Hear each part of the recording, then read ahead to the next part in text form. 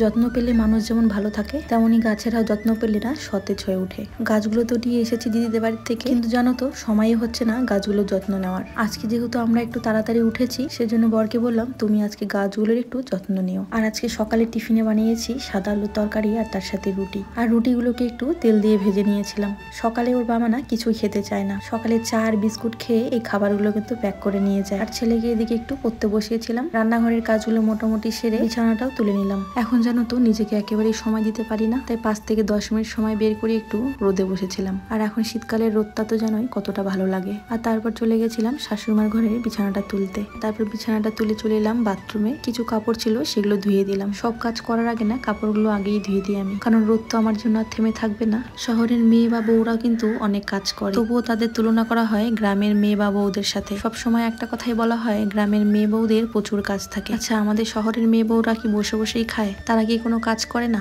সারা বাড়ির কাজ সারতে সারতে তো আমাদের দিন চলে যায়। শহরের মেয়ে বউরা সংসার সামলানোর সাথে সাথে বাড়িটাও সামলায়। দেখো, কখনোই কাউকে না কারোর সাথে তুলনা করা উচিত নয়, কারণ সবার মধ্যেই আলাদা আলাদা ক্যাপাসিটি থাকে। আমাদের বাড়ির সম্পূর্ণ উঠোনটাই কিন্তু পাকা, কিন্তু একটুখানি জায়গা কাঁচা থেকে গেছে। আর সেই জায়গাটাই না আমি একটু গোবর দিয়ে লেপে দিলাম, কারণ ভেবেছি ওইখানেই না ফুলের টবগুলোকে সুন্দর করে সাজিয়ে রাখবো। আর তারপর স্নানটাও সেরে নিলাম।